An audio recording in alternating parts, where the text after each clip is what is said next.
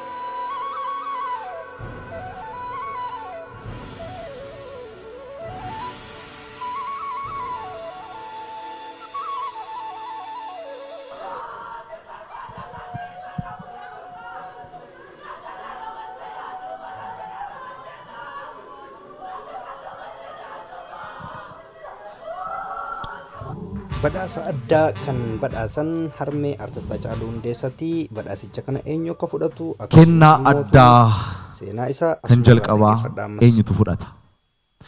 Mee taa'aati walumaan agarra. Iddoo isaa laallee deebina. Ayyaanni aartii fi simboo weellisummaa umurii ishee 13tti ishee injifatan shamarreen qaxalee fi gootni kunis kennaa ishee erga adda baafattee booda hawwisoo biiftuu biyya keenyaa jedhamutti makamte. Bakka dhaloota ishee Oromiyaa bahaa dirree dhaawwaatti dhiyoo kan taate ganda Awwaallee jedhamurraa kaatee Oromiyaa hunda waliin ga'uun aadaa Oromoo addunyaatti mul'isteetti. Weelluuwwan qeenxee 200 ol ta'an hojjetteetti. Kaasetta 26 maxxansiteetti. Weelluu jaalalaa, aadaa, siyaasaa fi hawaasummaatiinis hangafoota keessaa tokko ta'uun haadha weellistoota shamarranii bara kanaa taatee jirti. Simboo muuziqaa Oromoo fi barsiiftuu yeedaloo miidhagaa weellistuu Haloo Daawwee kabaja olaanaatiin gara waltajjiitti nuuf affeera. Weellistuu Haloo Daawwee.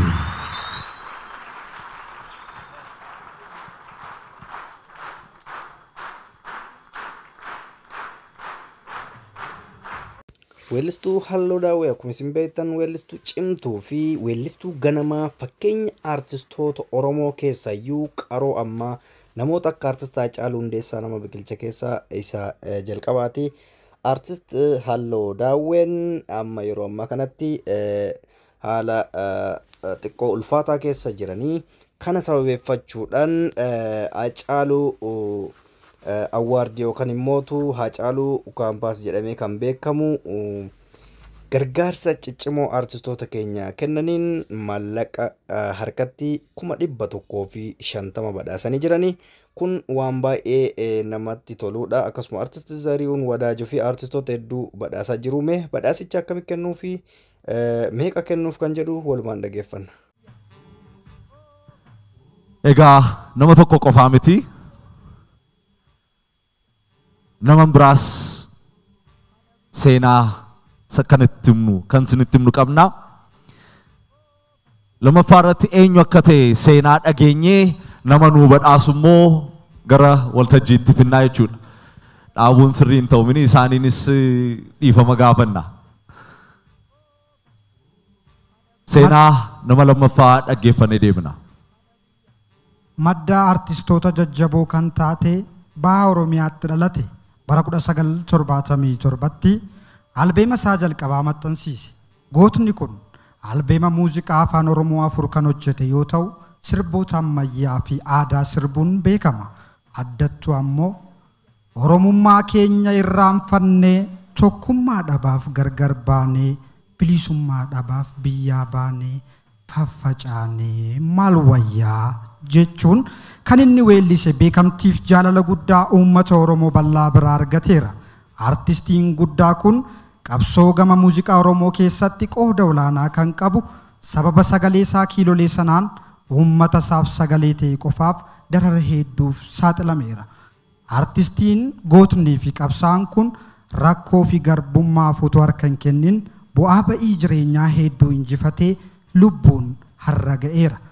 Artistiin jabaa kun yeroo ammaa kanatti dhukkubsachuun siree fira taasifatee jira. Artistii kabajamaaf jaallatamaa Ibrahim Adam kabaja olaanaatiin gara waltajjiitti hafeera. Artist Ibrahim Adam faffacaaneetti beekamaa dhukkubsatanii hospitaala jiru. Isaa fi as nu gidduu hin jiranii garuu bakkuma jiranitti taa'uu dandeessu. Galatooma ulfaadha. Bakkuma jiranitti garuu badhaasichi isaaniin hin ga'a. Badhaasichi isaaniifis faawundeeshiniin Haacaaluu birrii 1,150 badhaaseera. Bakka jiranitti Waaqa isaan wajjin haa ta'u, isaan fayyisu jenna. Sadaffaas qabna nama laachuu fi barbaannu. Isa seenaa dhaggeeffannee yemmuu finnu badhaasa kana akka nuu laatan abbaa artist Haacaaluu Hundeessaa obbo Hundeessaa Boonsaa gara waltajjiitti dhufu erga dubbifnee finneeti jechuudha. Isaaf seenaa dhaggeeffannee deebina. Godina Wallagga Bahaa Naqamteetti dhalatee guddate. Ijoollummaa isaarraa eegaleeti maatii isaa keessatti waan sirrii hin taane mormuu kan jalqabe. Yeroo sanatti akkoon isaa warra abbaa lafaa waan ta'aniif qonnaan bultoonni yeroo qotanii isheef galchan argaa guddate. Argees immoo hin callifne qonnaan bultoonni naannoo dirqiidhaan oomishatti dadhaban isheef kennan ofii isaanii beela'aa jiraachuu hubate yoo isaan balbalaan galchaniif inni immoo karaa boroon baasuun midhaan isaaniif deebisee kennaa ture. Kun immoo walqixxummaa ilma namaatti amanuu isaa kan agarsiisu yoo ta'u hacuuccaa hawaasa isaarraa bakka kanatti mormuu isaa eegaluu agarsiisa. Sababa kanaafis maatiin gara magaalaa Mandiitti erguun akka inni wasiila isaa bira taa'ee baratu godhan. Achittis garuu callisuu hin dandeenye. Yeroo sanatti wasiilli isaa bulchaa Mandii waan turaniif akka inni hawaasa gidirsaa jiruu fi matta'aa fudhatu arguun barattoota gurmeessee dhaadannoo yegubboo xaaxaa kamandii yuuxaa jedhuun mormii irratti baase. Wasiilli isaas itti aaruudhaan gara Naqamteetti isa deebise.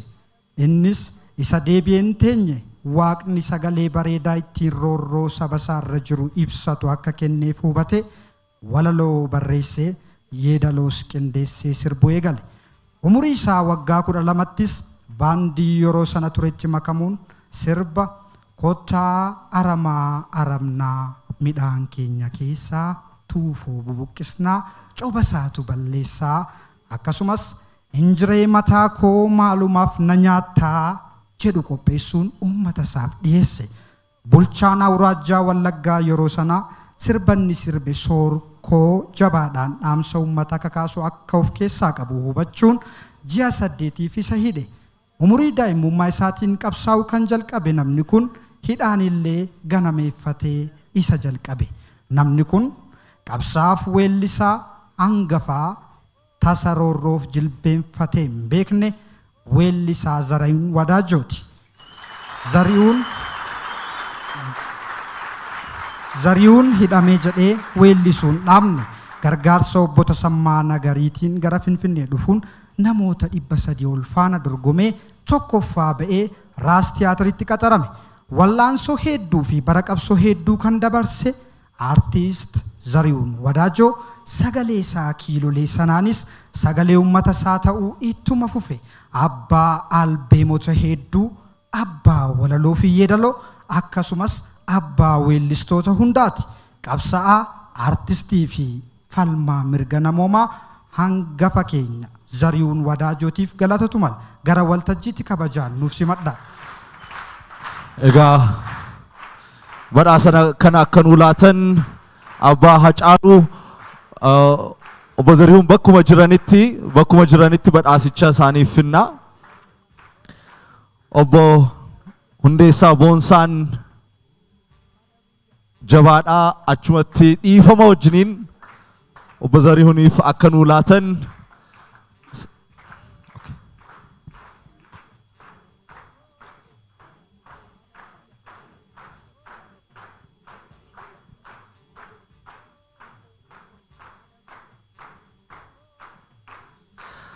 Artist Zarihuun Wadaajoo.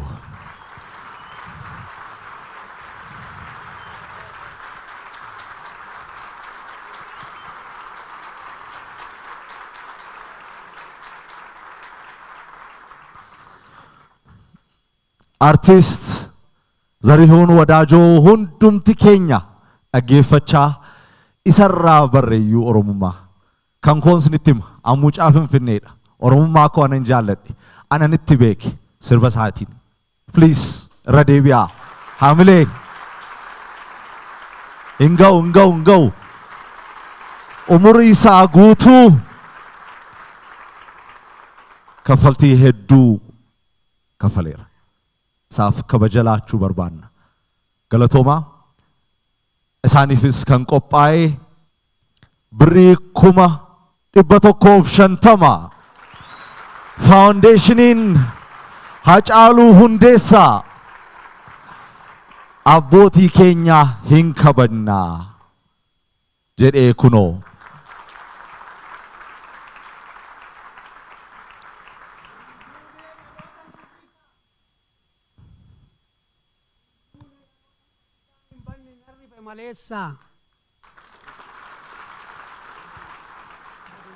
Miliqeen jiraadha akka qoraattii dhoqqee keessaa.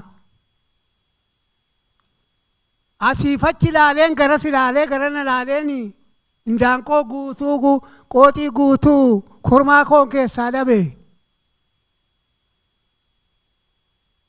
As ilaalee achi ilaaleen indaanqoo qooxii guutuu kormaa koo keessaa dhabe.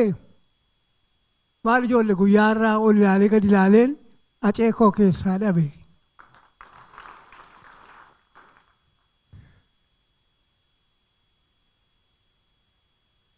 Acee irkoon waddeessaa ani iyyuu dhiphuun jira acee iddoon isaa ba'eessaa.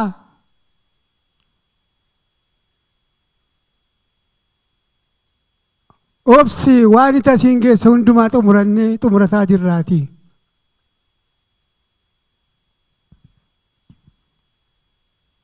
Naa galateeffadhaa irra deebi'aati. Artist Zarihuun jabaadha. Taa'uu dandeessu. Galatoomaa.